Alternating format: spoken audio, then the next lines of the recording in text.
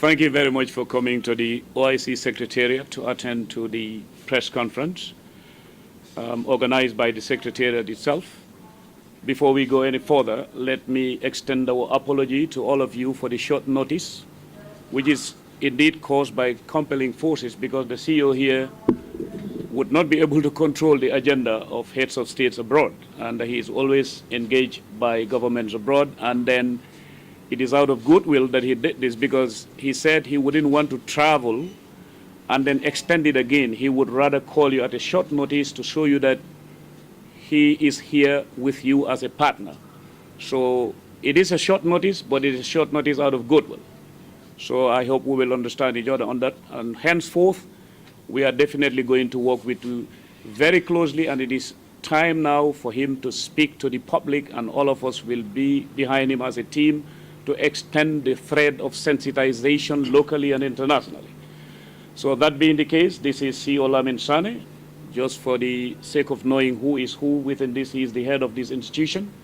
That's Mr. Yankuba Diba, head of HR and admin, Mr. Banding Silla, head of finance, Mr. Alma Mittal, legal advisor, Mr. Ibrahim Akoli, project manager, and then Mr. Nyang Jai, head of communication and branding, Aji Umi Jallo, executive assistant to the CEO, and Omar An, who of course was earlier on here but just went to come back. He is the assistant to Yankuba Diba, and then we have Yaya Sanyang also, who is the assistant to project manager Ibrahim Akoli, who is out for official reasons. That's the place, and these are the people. And I think I am known to some of you. My name is Isa Bokar C. I am the public relations officer. So before we get any further, I want to let you know that the CEO is going to be invited to read a statement. And then after reading the statement, we are going to hand it over to you with coordinates which you can contact for further clarity. Thank you very much for your attention. Now I will invite CEO Lamin J.K. Sane to deliver his statement. Thank you, sir.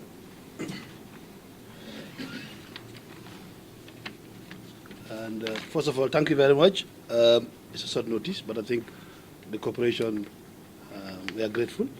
The turnout is good. And like I said, this is a Gambia thing. So the positive response, I believe, will take us to high heights. And I wish to convey our sincere apology. And I know that, like Esa has already mentioned it, but at least I have to say it myself, so that you know that it's coming from all of us. We are together in this. Gambia is hosting a big event, so you are going to be a key part of that, because you are going to be the ones disseminating the information, and we hope and believe that we will have a very, very good cooperation between the media houses and the OIC Secretariat through our PRO, Esa Bakarsi. As I said, I will do my statement, and we will open it up for a Q&A session. I don't know how many minutes we have for that. Then we will interact if there is any need for any interaction. I'll start with the Organization of the Islamic Cooperation. Is the second largest intergovernmental organization after the United Nations, with a membership of 57 member countries spread over 4 continents. That means you have 4 continents where the OIC is represented out of 57 countries. It's a collective voice of the Muslim Ummah. It endeavors to safeguard and protect the interests of the Muslim world in the spirit of promoting international peace, harmony among various people of the world. So, I may repeat that for clarity. It endeavors in the spirit of promoting international peace and harmony among the various people of the world. The organization was established upon a decision of the historical summit which took place in Rabat in the Kingdom of Morocco in 12th of Rajab 1389, which relates to 25th of September 1969 in the Gregorian calendar, following the criminal arson of the Al-Aqsa Mosque in the occupied territories of Jerusalem. In 1970, the first ever meeting of the Islamic Conference of the Foreign Ministers was held in Jeddah. But if you can make it in a, like the French would call tour de rôle. Yeah, but I think you need to first state who you are, which Yes. media house you are representing, Correct. so that we can capture. Yes, you've talked about 5 different things. I think if you will agree with us, building the road, you don't just get up and build a road. You start from the design. And then you get the design done, you get the costing done, you do the environmental assessment, right? We've passed all that stage now. That's why I said in my statement, you've seen the EOIs in the papers, which means now we are moving towards the technical part, which is to bring in tech consultants to sit with us to evaluate. We already received bids, and we are going to open it again to the general public. We want to be as transparent as possible. So that process is almost at the end. Now, for the VIP lounge at the airport, similarly, is also done almost to the end. The renovation of the airport, you see, is already started. We are participating in that with civil aviation. That's also ongoing. Now, for the hotel also, the land is identified. We've got all the designs. We've got almost part of the technical work done. Now it's just to start the construction. So we've got a very advanced stage in that. Now, I agree 1 year from now with technology, I think we should be able to go too far. Now, the main concern would be, can we build the 5-star hotel within 12 months? Technically, if you look at it, it might be possible, it might not be possible. But with the kind of designs and the technology we are seeing from the aspiring contractors, it's possible. Even if we cannot complete 100%, yes, we will continue the project after the summit. The whole idea is to mobilize as much as possible to build this country. Now, people will say 2019. We are moving ahead. We are not thinking about 2019. Our objective here is to rebuild Gambia, create jobs for the youth, which might go beyond the summit, if need be. But as long as we secure the funding, we'll take the projects as long as it takes us. But for the summit itself, it's a number of 10 days, so we should be ready for it. Thank you very much. I'll start with the first part, which is the costing. That's why I'm here. That's my area. I'm an investment banker, and that's what I do for a living. And I think I will not call you here if I'm not sure whether we will be able to do these projects, right? Yes, but you are right. The hotel budgeted is $80 million. We've already completed 75% on that, probably in the next few weeks or months, next month at least, is a sort of a milestone period for that. We should be able to close that. For the roads, it's $100 million because it's 100 kilometers. We are using $1 million as a cost-based budget for now, but it might be lower than that. But again, that's what we are looking at. For the airport and the VIP lounge, it's about $15.5 million. And for the water and electricity, it's about $32 million. And for the vehicles, we are budgeting nothing less than about $13 million. But for the vehicles, we are not too much worried about the vehicles because that's a last-minute thing. I think what we are focusing on more is the infrastructure. We can get these vehicles from the member countries as they're going to do. They are the ones funding this. And let me make this very clear. This project is not funded by Gambia government. And these projects are funded on a grant base. It's no debt to the Gambia government. This secretariat is run by the Saudis. The Saudis are funding the salary of everybody here, not Gambia government. Let me make sure to make that very clear so that the press understands that the member countries are participating to support Gambia to host this summit. Gambia, today where we are, I don't think we can afford to organize a summit like that, okay? Right. Second part, no, let me finish this second part. Yes, we are divided for obvious reasons. What the Banjul Summit will do, I was asked this question in Turkey by the Turkish TV. I think we are a small country. We have precedences where we can learn from. Gambia was key in the Iraq-Iran war when we were kids. So I think we have a learning point there. Sarada was the first president, was instrumental in making sure that bringing peace between those two countries. Now, if somebody is coming to Banjul, we are not a country that is hostile to, I think we should be able to bring the brothers, the big brothers, together in a closed-door discussion and look at what are the issues from each sector and try to address those issues. So we started something, but it's not for disclosure here. But we are doing something. For the summit in Banjul, there would be a session on that part. But I cannot disclose because it's not finalized. But we are working on something on that. So it's a very vital, valid question, and I think we need to look at that as a host country. Yes, the last part, thanks for reminding me. The conference center is almost ready. It's a $50 million grant from China.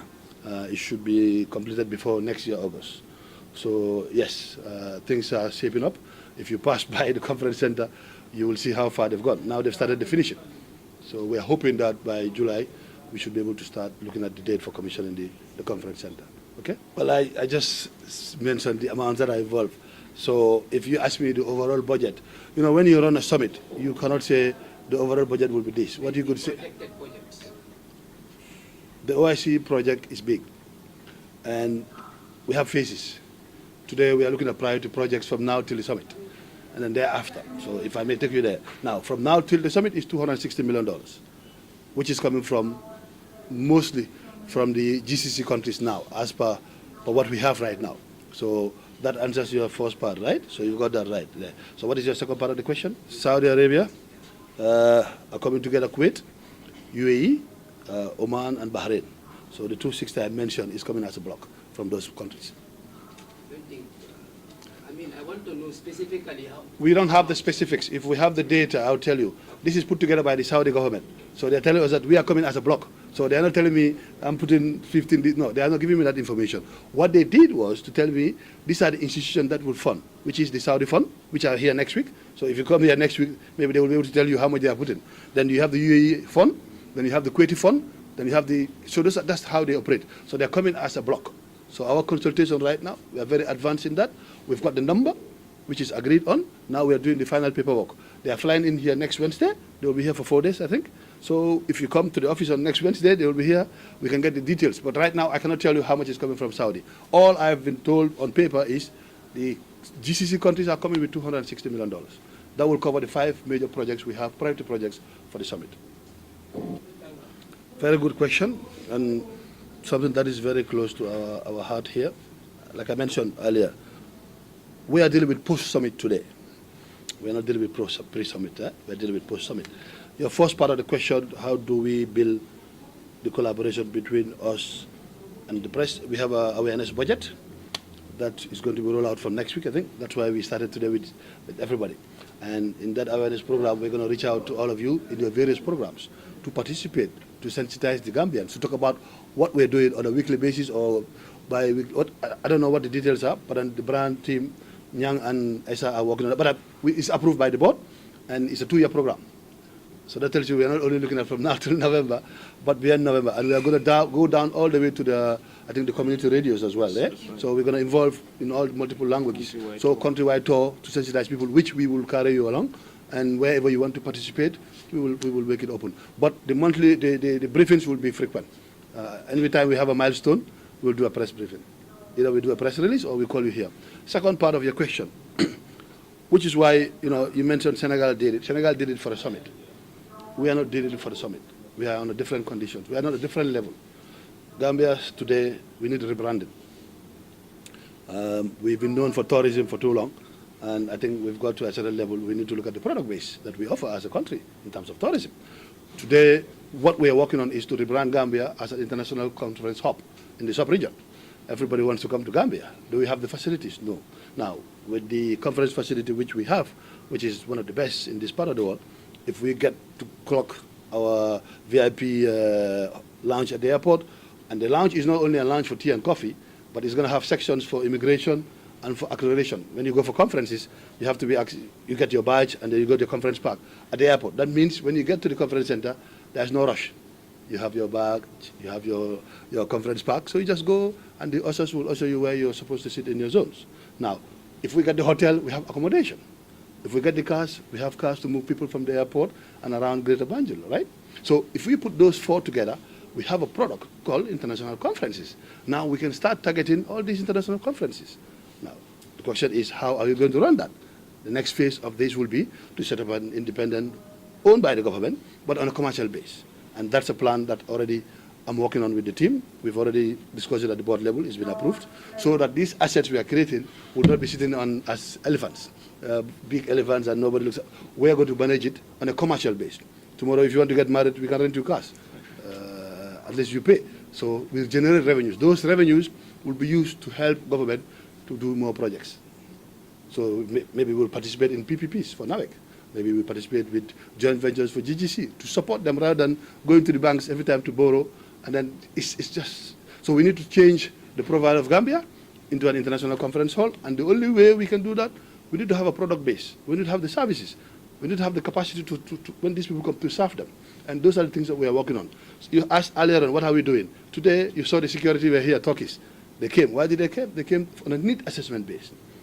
Even if you build 25 five-star hotels, you do fast train, tram, if you don't have the security and the logistics side, these head of states will not visit.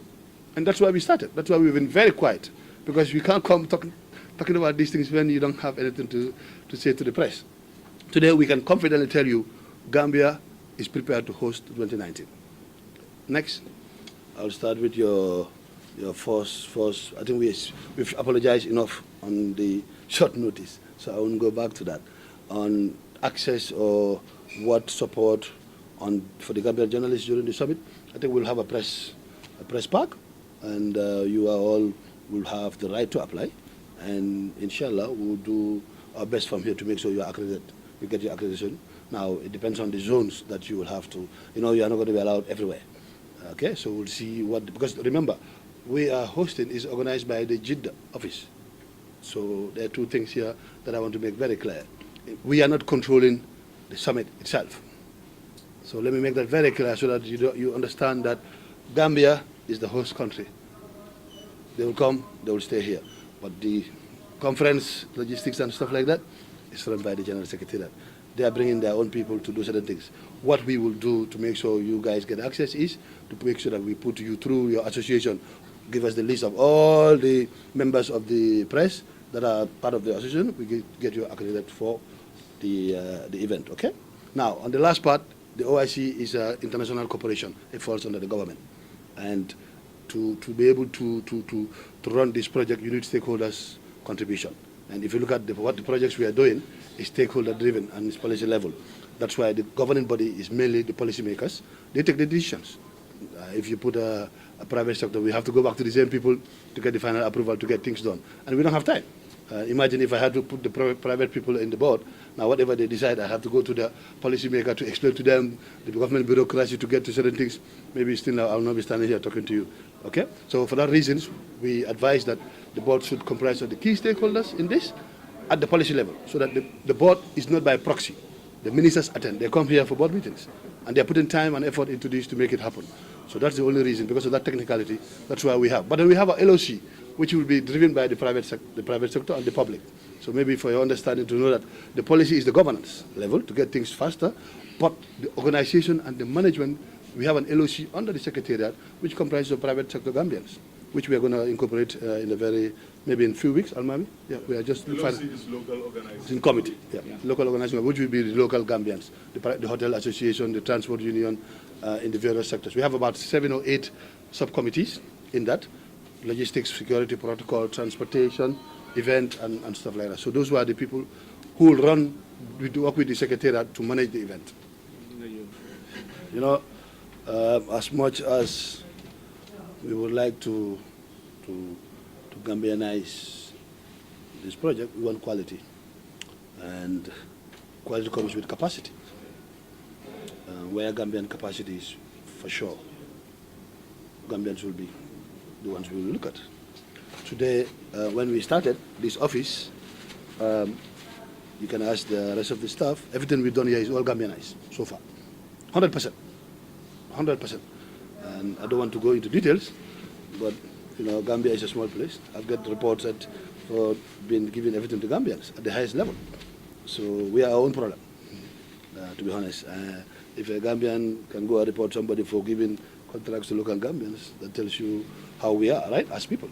And I will assure you one thing, as far as I'm here, and this team is here, we'll do our best where Gambian capacity is. Now, we've moved one level to say, as much as we want these contracts for Gambians to benefit, we need to protect that. And the only way you can protect that, to have a component of local content where there's Gambian capacity. Again, I'm going to capacity. You ask me a question, you want to do this short period of time. I don't want somebody to come and lambatu, right? I don't want that, right?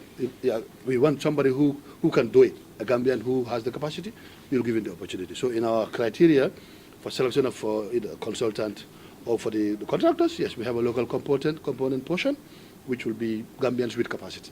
If they fit it, they will get it. If they don't fit it, I'm sorry, I can't do anything about that. I'm honest.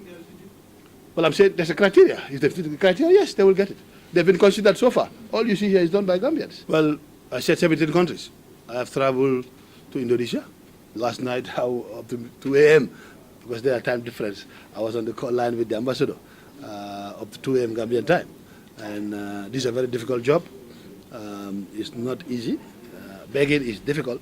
Most people cannot beg. But that's the assignment I have. So, and I'm doing my level best in terms of trying to make sure we mobilize as much as we can. Yes, we have written out. Last night we had 2 discussions. We are outside that club. We have about 8 other countries that have pledged to support us. I don't want to talk about pledges. That's why I'm talking about confirmed. Okay, but then yes, we have reached out to 17 member countries. Outside the Saudi, it's about 14. We are very hopeful. It's very positive. Even Morocco is very positive. So as time goes on, we will know what people will contribute. Just 1 minute. Make this opportunity and ask questions. I don't like Degana. I don't like that. You are here. Don't go and write something that you think. We are here. The team is here. Ask your questions. You talked about how we want to work with you. Honestly, ask the questions. You have the opportunity. I'm here. Please ask what you have in mind. We clarify it so that you know where we're going. You help us. But I don't want tomorrow to read something in the paper. You are saying what we didn't say, or you are saying we think. People have been speculating. I'm here. Ask me questions, please. I have time for you. Okay? Thank you very much. I think the first part is very key in this, which is security. And like I said, we are hosting. So our security men and women have to be involved in the detail. That's why even before we went to Turkey because you have to also understand, Turkey is the current chairman of the OIC. Gambia was awarded the summit in Istanbul, 2016. So they're currently chair. So all the meetings of the OIC head of states and they're held in Turkey because they're the chair. Now, their security are currently, they have a unit in the Ministry of Foreign Affairs that is running the security for all the OIC services that are helping in Turkey. So one of the first things we did was to go see them, sit with them, understand the dynamics, what is required, the data, how many people attend, how they come in there. So we had a lot of research on that. And we agreed that we need to do a need assessment on Gambia to see what areas we need to improve, what sort of tools we need, what sort of intelligence we need to gather, how we do it. We came back here and then we consulted our ministry. They had set up a task force. So we brought the task force in here and then we started working on the details of that assignment. When they came in, you will see in the news, they were in the van. So the Turkish were 4. So who are the rest of the people in the van? It's the Gambia security people. And these are senior people. Because we're dealing with the top, because we don't want you go back, tell your boss, the boss said, so we need the guys who take the decisions, and this has to be here. We're dealing with 57 head of states. This is not a small summit. And let me repeat, we are Gambians. We need to come together and make this happen. It's not like Suma Bosla or Bosikila. This is for Gambia. And we all call ourselves Gambians. And we hear all kind of things, it's not necessary. The most important today is we have been given the right to host, and it comes with benefits, which will go to my next level. What do we expect? Today, if we build this road successfully, you will be the number one beneficiary, right? I don't know where you live, but you'll get to Banjul quick, right? It will change a lot of people's lifestyle. It will create a lot of jobs. Because what we want to do comes with job creation, permanent job creation. Street cleaning, we're going to put street lights. Garden, people who are skillful in gardening will have opportunity to work on the garden. Who are electricians will be hired. So the post-summit, yes, is going to have an institution. It's not going to be called the Secretariat. The Secretariat might fade away after President Barrow's 3 years as chairmanship, because the chairmanship is 3 years. Gambia is hosting. After that, the summit, we don't need the OIC Secretariat anymore. Yes, you might have a skeleton staff of the Secretariat to support the government on technical matters until the end of Gambia's chairmanship. But then there will be another institution to manage these assets. So job creation, like I explained, the revenues we are going to make from the hotel, the conference, the VIP lounge, the cars, we will rent the cars too. If we happen to host a summit every month, we're going to be profitable. That extra profit will not give it to government, but we'll invest it in other ventures that will create more jobs for Gambians. The whole idea is to prepare something that every region of Gambia has a legacy from the OIC. But that can happen within now till November. Next year, it cannot happen. It's not possible. But we are planning for it. How do we implement that? We need to have an institution that would take over these assets and continue creating the assets. For example, you know, Basa is known for cotton. What is happening in that sector is dead. And those are sectors that we want to participate in the future. Groundnut, cashew. But we need to create that environment. We don't have the money to do it. So we are using the OIC to beg, get the money, invest in these assets, which are permanent assets, use those assets on the balance sheet of whatever entity we're going to set up, fund the development on that side for Gambia. Because we cannot go asking for money every time. At some point, people get fatigued. So we are using this opportunity to help us help ourselves by justifying. We have, you know, it's easy for people to say, oh, we get 260. You know how we get to 260? Some of us, my health, look, I'm coughing. Every week I'm on the plane. It's not an easy thing. But it's Gambia. Somebody has to do it, isn't it? So this is where we are going. So it's important that when you come, when you see us, you ask the right questions so that we can tell you what we can. We can't talk to everybody every day. So this is a rare opportunity for us to get together and have a friendly chat. And then whatever you have at your mind, whatever you can contribute also, bring it out. I like what he said. Because Gambia, I've never been in a conference where I was involved in accreditation of press. But it's a good thing that we need to note, Esa and Yang, because we have a lot of data from Turkey. They've been very nice to us. They've been very kind. They've been very supportive. Even GRTS, we have a program. They're going to Turkey because they are coming to help us to set up the media stuff for them. But then that's to transmit. We have to transmit something. How do we have the capacity to do that? Yes. Do we have the equipment? I am not sure. Okay, so that's where we're going. So the Secretariat is here to code even the fire service. If I tell you, well, what we're doing for the fire service, ambulances. It's an opportunity for us to get what we want to develop this country. So let's use it and be positive about it. Okay? Yes. Look, conferences in different places are different. Senegal have their style, we have our style. They're different. I don't want to say they did how they do it here. No, I don't have that. This is, you're dealing with human nature. So you can't say, oh, Senegal followed this route, we are going to follow that route. No, the base is not the same.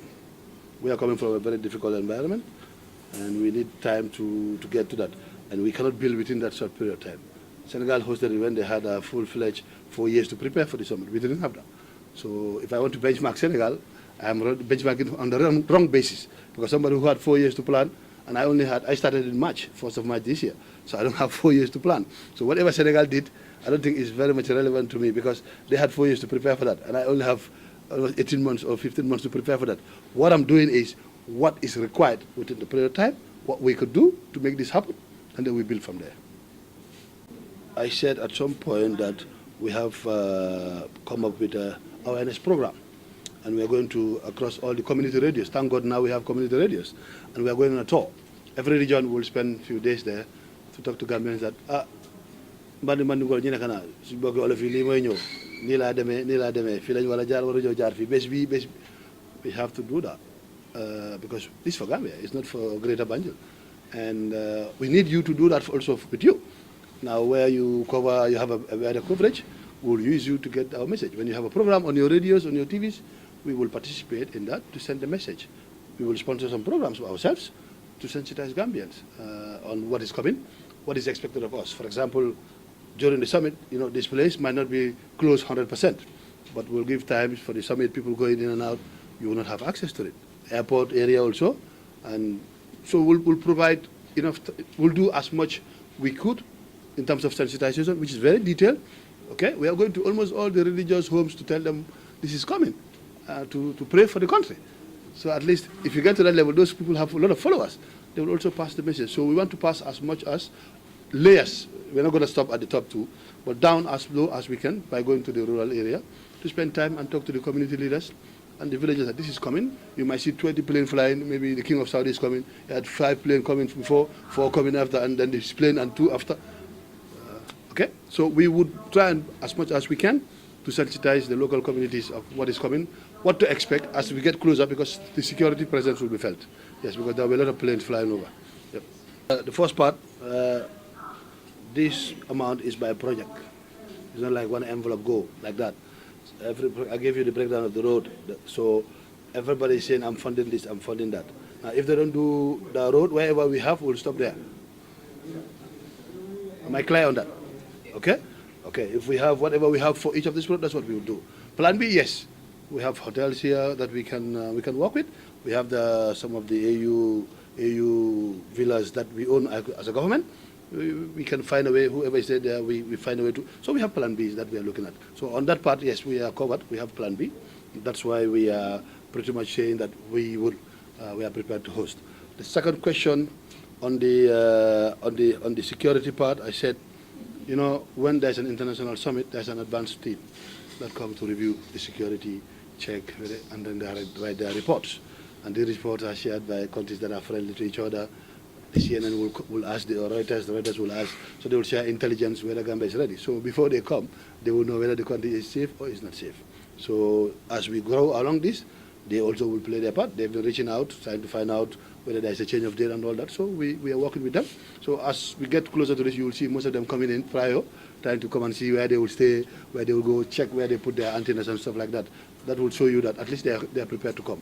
Now on the security part for the Saudi, that is out of scope as far as I'm concerned. I'm not going to go into that, the Saudi incident in Turkey. That is out of scope for me. Oh, because of the Gambia is an Islamic state. You know, I said OIC has 37 member countries, and every country has a right to host. This is not the first time Gambia bid to host. This is the third time from the information I got. Maybe this was the third time lucky. Senegal hosted. Gambia and Senegal are the only countries that have been given the right to host. Senegal hosted twice, and they are not an Islamic country. Are they? They have Murids and all these religious houses, but did they declare themselves as a... No, they are not an Islamic country, so that's not a base for giving you to host. It's you are a member, you are entitled.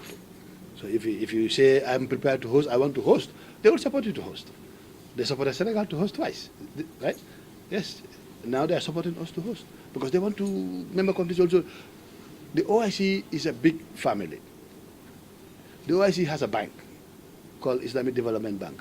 And the purpose of that bank is to support the Ummah, member countries. Islamic Bank's portfolio is on these 56 countries. Now they've expanded to non-member countries with a small envelope. But they're supporting areas that is food security, education, and capacity building and health.